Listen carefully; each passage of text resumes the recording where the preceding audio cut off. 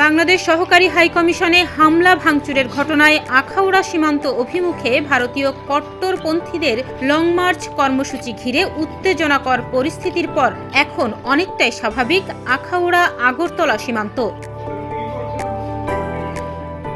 তবে প্রভাব পড়েছে ব্রাহ্মণবাড়িয়ার আখাউড়া ইমিগ্রেশন চেকপোস্টে। আতঙ্কে বন্দর দিয়ে দু দেশের যাত্রী পারাপার আশঙ্কাজনকভাবে কমেছে।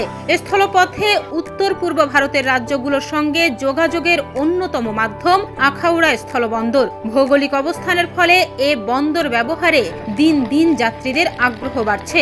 ইন্ডিয়া থেকে আইসি, বাংলাদেশ বেড়াইতে আইসি, আখাউড়া আইসি, আখাউড়া দরহার আসলাম, কোনো জায়গা মালা করছি না, বালি বেড়াইলাম, 2 মাস এসে আইসি, চলে যেতেছি।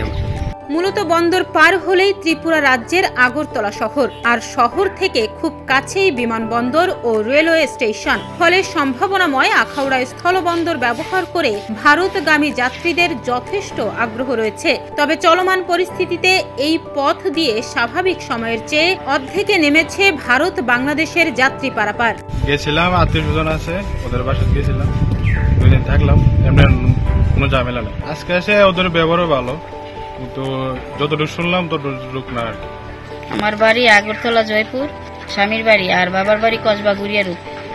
সবসময় প্রত্যেক মাসে আমি একবার আসি, আসার সময় দেখি ভিড় থাকে, এরকম এবার আইসা দেখি ভিড় নাই।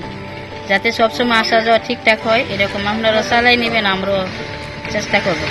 ইমিগ্রেশন সূত্র বলছে, আখাউড়া ইমিগ্রেশন চেকপোস্ট দিয়ে গড়ে প্রতিদিন 600 থেকে 700 যাত্রী ভারত বাংলাদেশে পারাপার হন। তবে ভারতের আগরতলায় উগ্রবাদীদের বিক্ষোভের কারণে আতঙ্কে যাত্রী পারাপার অর্ধেকে নেমে এসেছে। গত শুক্রবার এ পথে যাত্রী পারাপার হয়েছে 193 জন ও শনিবার হয়েছে 188 জন, আর রোববার বিকেল 3টে পর্যন্ত এই পথে 2 দেশের যাত্রী পারাপারের সংখ্যা 110 জন।